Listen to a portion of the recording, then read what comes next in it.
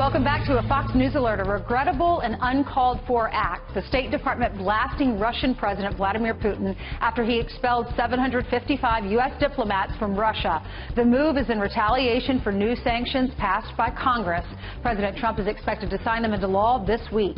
And a major illegal immigrant smuggling operation busted after Mexican officials find 178 Central Americans in an abandoned trailer. Those rescued included women and children and are being housed about 400 miles away from the U.S.-Mexico border. Pete? Thanks, Ainsley. Well, we love hearing from our viewers here on Fox and Friends, and this next story is truly heartwarming. Joe Field has spent his entire life looking for his biological father. And 3 weeks ago, there was a break in the case, and Joe reached out to me on Facebook telling me his story, and he wrote this in part. He said, "It is a story of a son who went 60 years not knowing who his father was.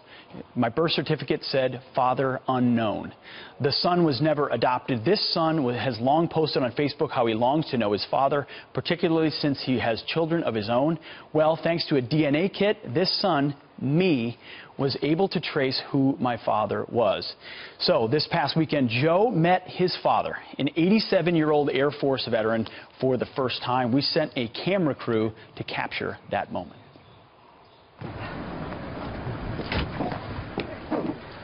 Careful. Joe. Hey, Dad.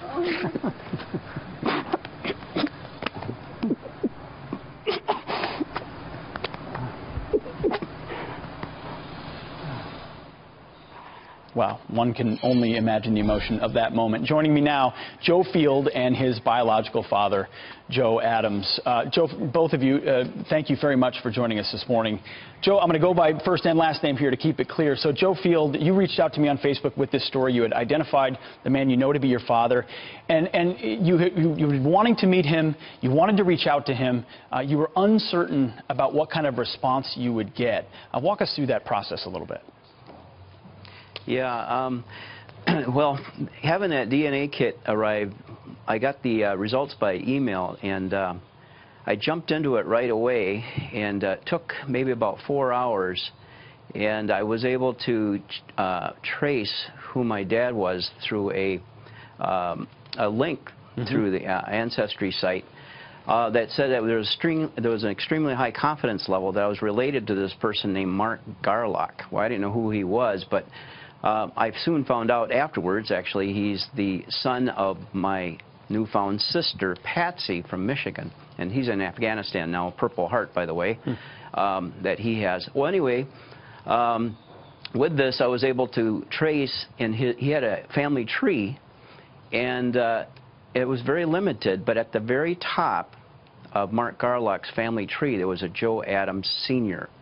And it so happens my birth certificate name is Joe Adams, plural. And so when I saw that, I knew I had a break in who my father was. And I coupled that with the fact that my mother had always told me that my father was in the Air Force and he was a fireman. So when I had that information, I had to search who Joe Adams Sr.'s son was presumably Joe Adams Jr., and I did some research and found out who his wife was. She had died in 2004. And then you took to Facebook and you found him on Facebook, learned more information, and you reached out to him. Yeah, I did on Facebook. I sent him I messaged him through Messenger. No response. I waited about 5 days. Then I sent him a friend request. Waited a day on that. Didn't hear anything. And then I called him, and I have to tell you, that was nerve-wracking. I just called him and I just said, "Joe?" He said, "Yes." I said, "You don't know me, but you might know somebody that I know." I said, "It's going to take you back a few years." And so then I just explained how him and my mom met way back when I was born. And when I was done, after about 3 or 4 minutes, he was a little quiet, but matter of fact, and he said, "It is true." And at that moment, it changed everything.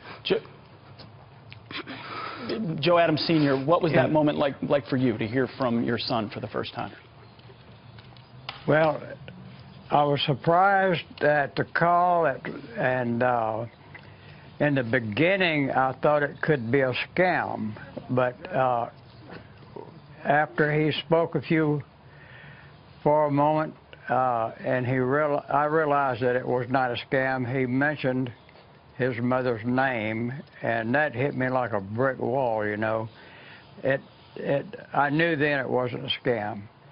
Wow. That it was legitimate. He was legitimate, and Joe Field, so it brought back the memories, you know. Of course. Joe Field, you then, this is such a family story because you then reached out to him on Facebook. The next day you didn't know what would happen. What happened on Facebook the next 2 days?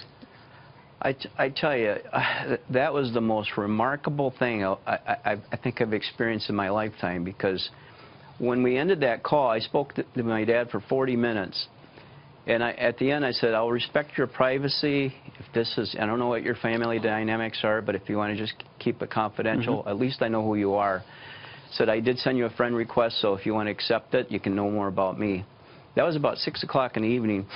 And then by the next morning at 10 o'clock, my dad accepted my friend request, and I about jumped out of my seat.